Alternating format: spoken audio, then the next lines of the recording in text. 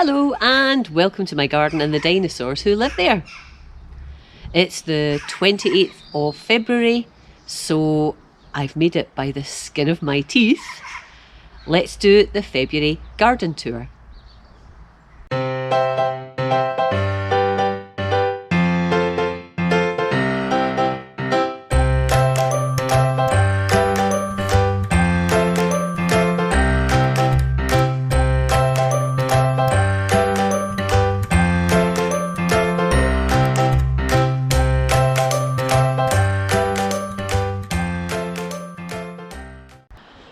As you can imagine, in February the garden is just waking up, but there's a few things that are springing into life that I want to show you.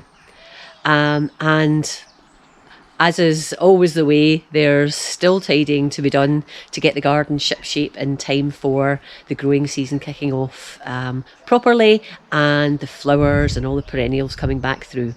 But we'll see these as we go along. So let's take a look.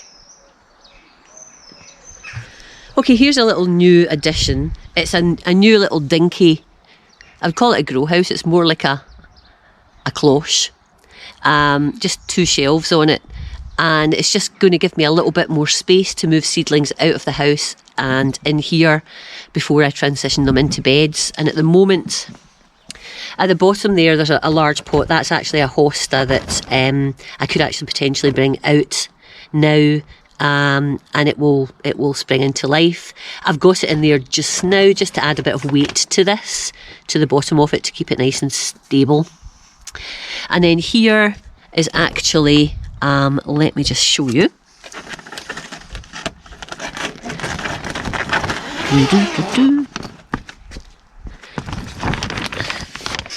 In here we have some, I don't want to really open up. So this is some of my cauliflower seedlings. These are all the year round. And over on the other side there's some sweet peas, but they haven't germinated yet.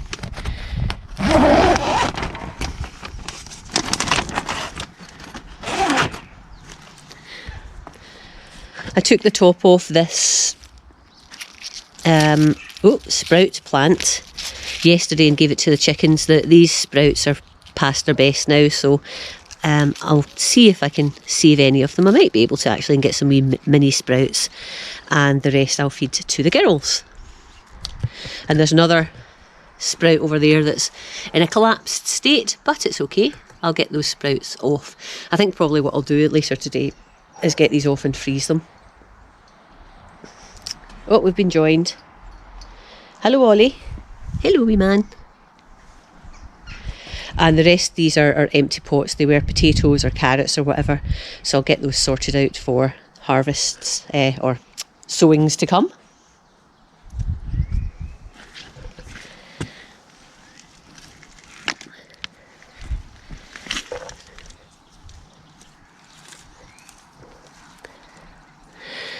So these are some cairngorm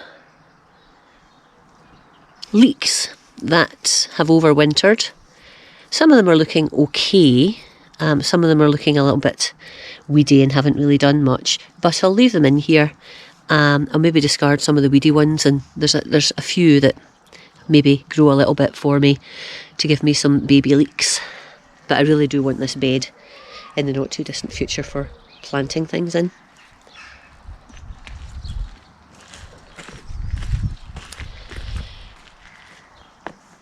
Got some curly kale here that has overwintered well. It's small, they're small plants, but I just take little harvests of leaves every so often for me and the girls. And in here we have some cabbages that have overwintered. They're sort of hanging on in there. I don't know whether they're going to heart up much. We'll see. But certainly the leaves are looking quite nice.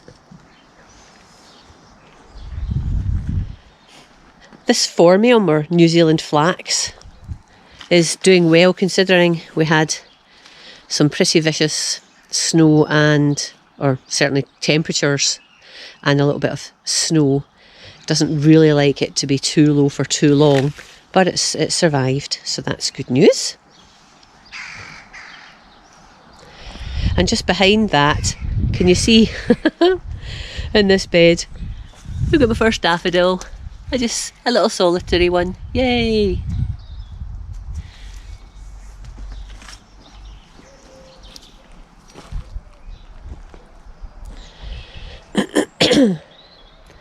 Okay, in this flower bed,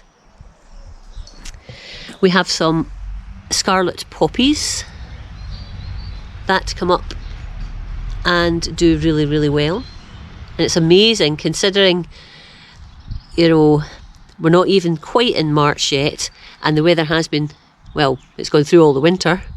And yeah, they're always bounce back and look great, and then throw up those lovely, albeit short-lived, flowers.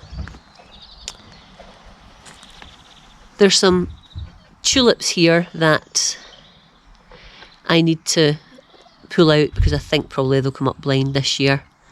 And there's a little crocus. So these were planted years ago, and I've just not done anything to clear them away. The crocus is nice, but these tulips, and I think there looks like some daffies there as well. Oh, hello. I could leave them, but I think I'll probably replenish them. Replenish that part of the bed with some other plants. There's actually, if I go around here, there's actually some more crocus there.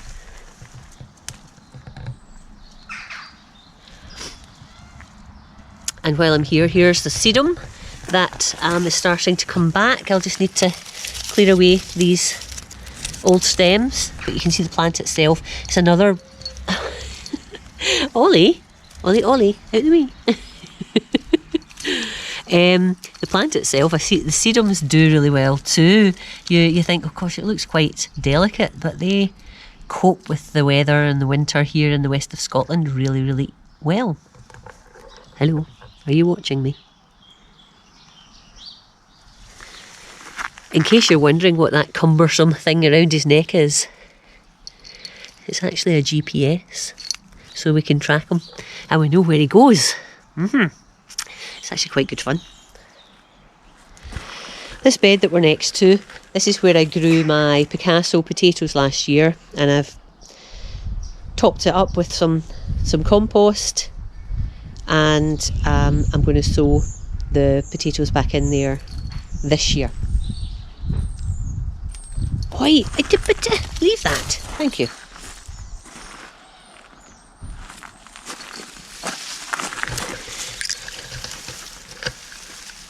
Across the little path from the potatoes, or the potato bed, you can see I've got these Hellebores.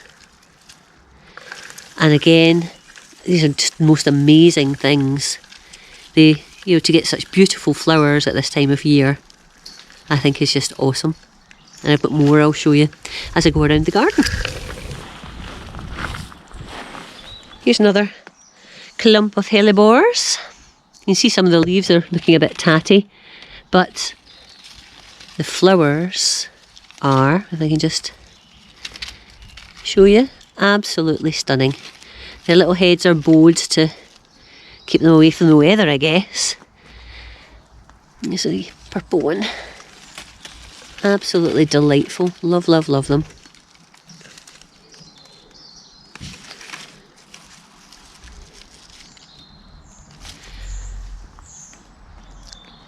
I'm down at the bottom corner of the garden now, and the thing that stands out most is this Cornice, or Dogwood. And at this time of year it really shows it off its beautifully coloured stems. Some are redder stems, others are more orangey stems like this one. Absolutely glorious. And if I just back up a little bit, we can see a little clump of daffs that are going to come up, and some narcissus as well. Now this bed, I need to, having a look at it, I need to give it some more, probably top it off with a bit more compost. I've got plenty of spent compost that I grew potatoes in and various other things last year in pots, and I could sort of revitalise those and top them up. And I will do that with some of them to grow this year's potatoes and veg in pots, but some of them I think I'll just put onto this bed here and tidy it up a bit. And yeah, that'll just revitalise this a little bit and neaten it up also. If you have a look, you can see that there's some ferns here. Here's a hart's tongue fern that's okay. And then some other ferns, the variety I'm not sure about. And another hart's tongue fern here. And there's the sort of remnants of various perennials that I've just left in situ so that the birds could get the most of the seed heads and whatever on them, including this honesty, which actually is a volunteer. It was never planted there, but you can see the remains of the seed heads there, and I'm hoping that it'll have self-seeded down here and we'll get more honesty this year. Having fun. Just missed him rolling around there. Are you having great fun?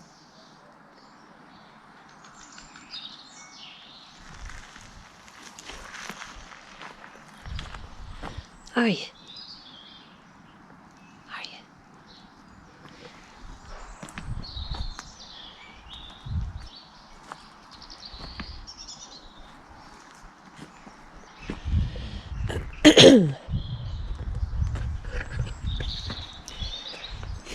Now in this bed, which runs alongside the patio, there's a lot of, I've just thrown some compost on here, some old compost. It's always when I'm doing a garden tour that I find all these labels, because you sort of focus a little bit more. Right, so in here is a huge hosta that hasn't quite poked up yet, but it will.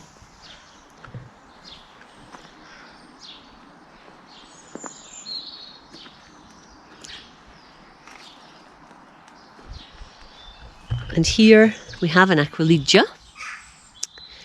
And then new for this year, we've got some irises, Lion King, which you can see are, if I just come down here, are sprouting. And then behind there's some tulips. Orange Princess, not appeared yet, but that's to be expected.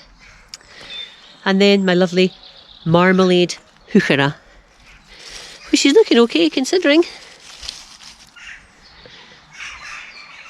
the time of year. And at the end here we also have some more irises. These are Eye of the Tiger, and there's some alliums also, and then the remnants of some wallflowers and things that I had in last year that are going to come back hopefully.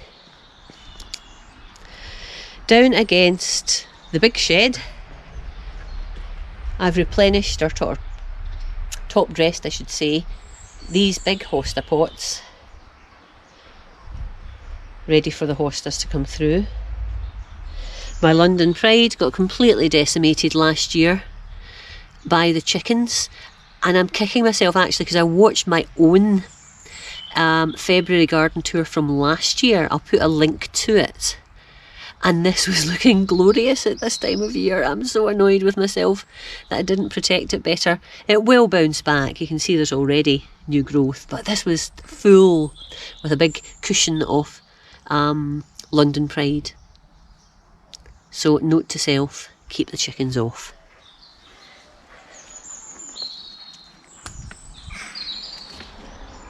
Looking down the side of the house, still got my cabbages here.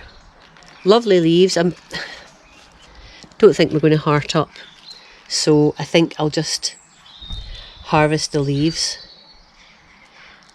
as they get a little bit bigger and as I need them. This one's looking a bit ropey, I think. But yeah, still some nice leaves there to be had.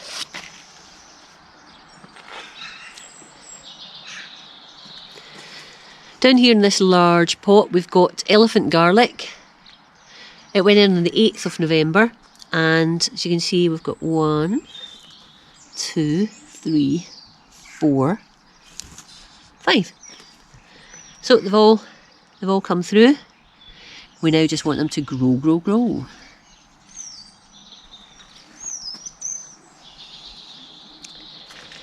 In this little pot we have some overwintering onions called Shakespeare, and we have them coming through nicely.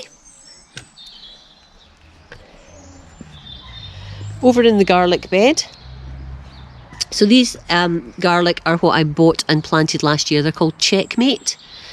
Looking a bit yellow around the edges, but they've taken a battering obviously with the severe weather.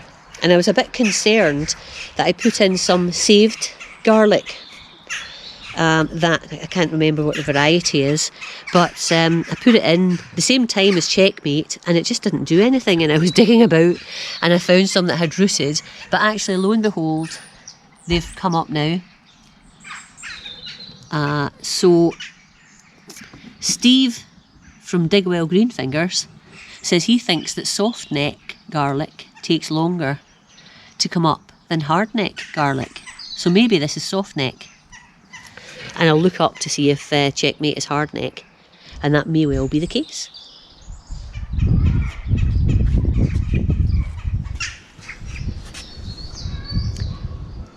In this planter we've got some more elephant garlic. So we've got one here, we've got one here, we've got one here, and one there, and I assume I've got another one, yeah, here, but it looks as if the top's been knocked off it. That's because a planter from up top here was blown in 60-mile-an-hour winds on top of it, and you can see that sitting there. So I'll need to deal with that, sort out those strawberries.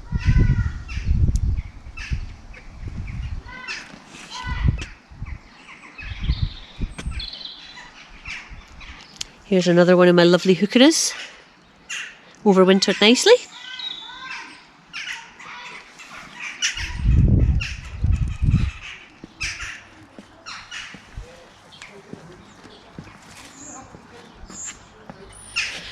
Here's some more Shakespeare overwintering onions.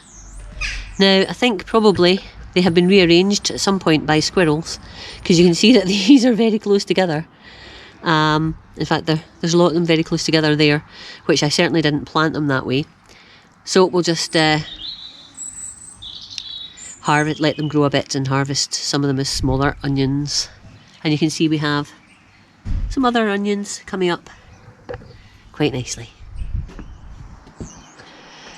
In the veg strug outside the kitchen door, you can see we had a bit of a disaster with the wind blowing this cloche, and it just blew it across the garden and this became knackered. It was before I put the bungees on.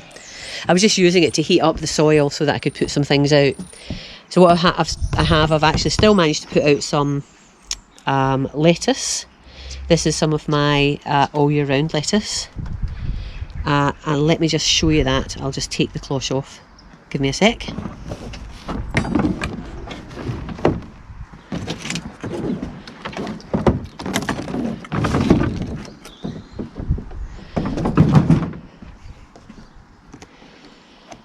So here we can see all year round lettuce.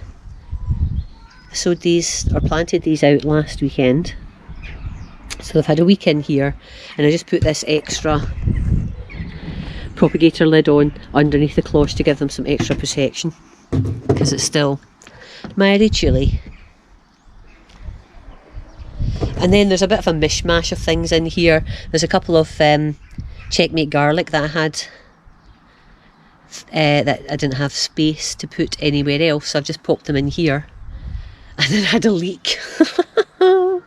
So there's a leak there as well. That will be a cairngorm leak. And then here, there's a Shakespeare onion.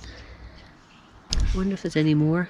There's some bits and pieces here. I think maybe there's one there as well. And one there as well. And then this beetroot has been in here for ages.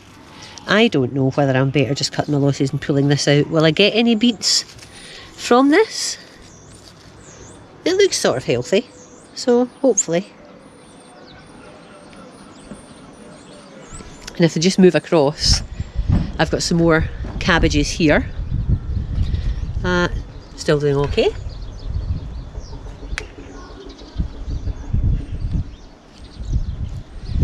And then over to the 3 veg trugs here. This one I've just topped with some compost, nothing in it yet. This has got my herbs in that have overwintered, so the lemon balm is coming back. Then we have some lemon thyme. And then some sorrel.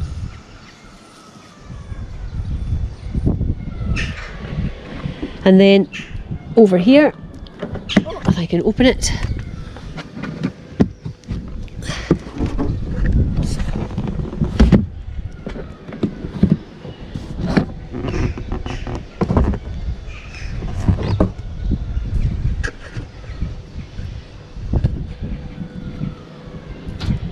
Over here we have some more all year round lettuce, and then a little parsley plant that's just will spring back to life, I'm sure.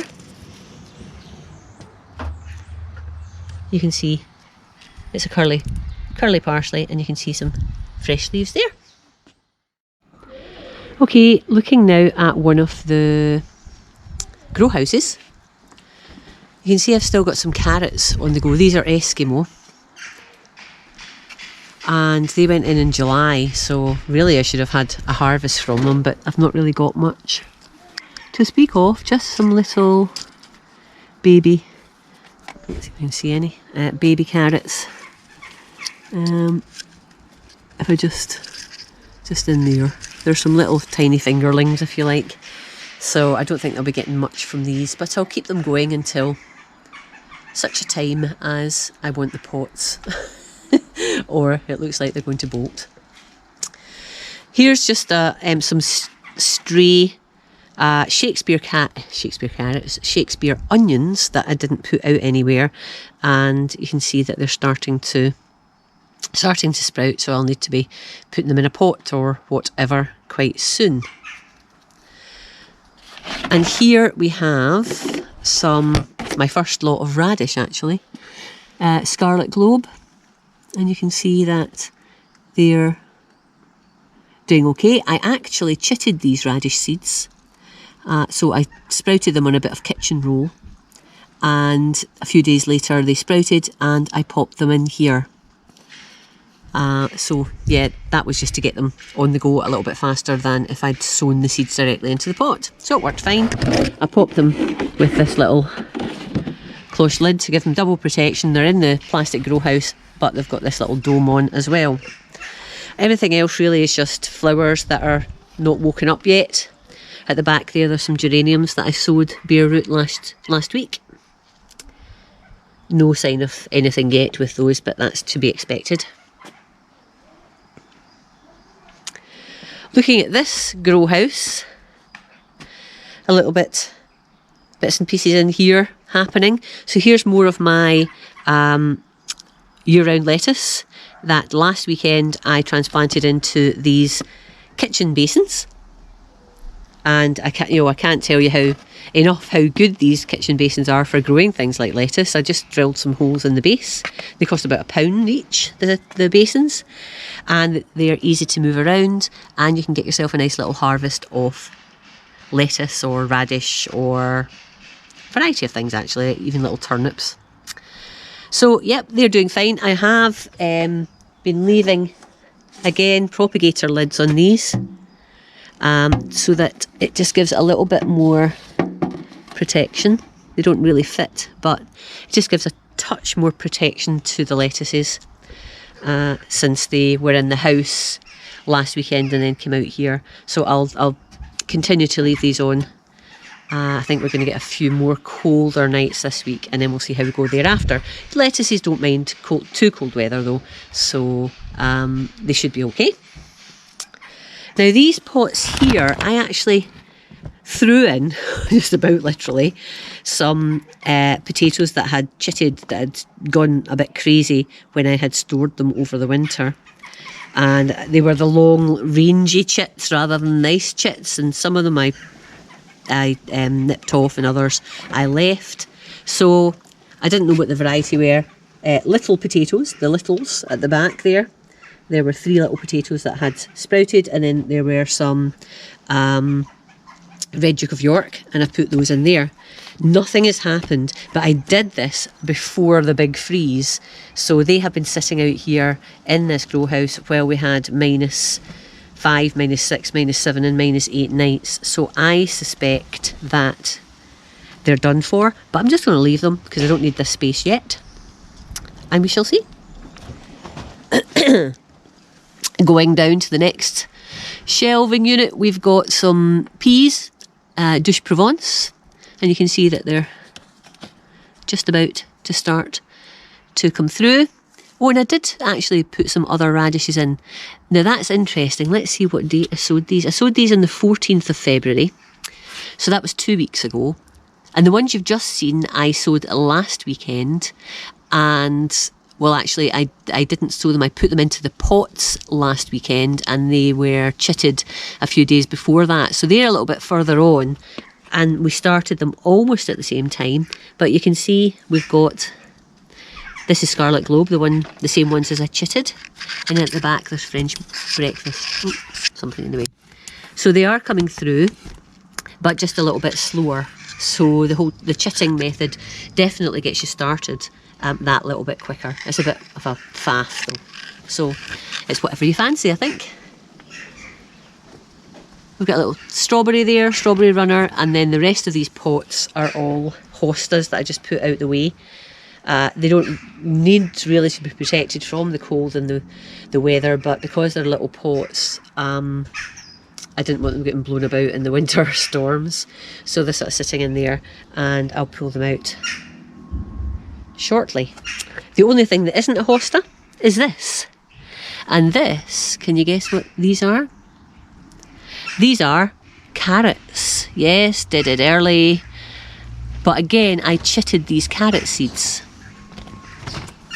and once they had sprouted, I've just popped them into this pot, which has got sieved compost in, and it's in the grow house. So I'm sort of hoping that we might get the start of a little carrot crop here.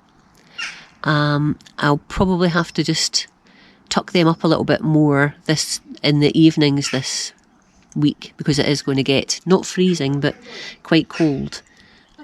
But yeah, so I'll keep you posted on that. These are,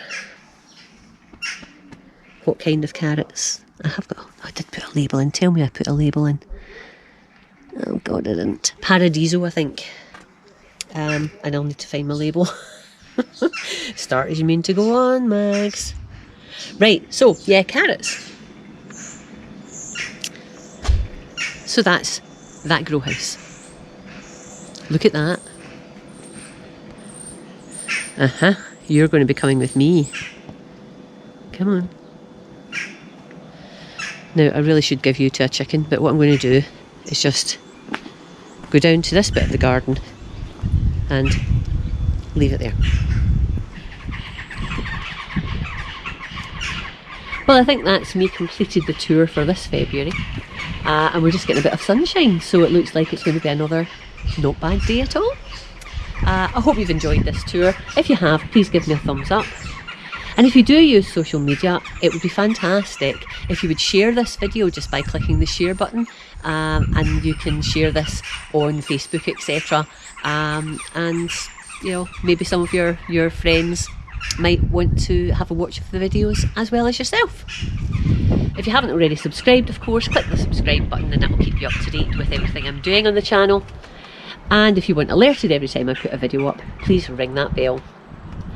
That's all from me for today though, so I will bid you a farewell. Bye bye for now. Bye.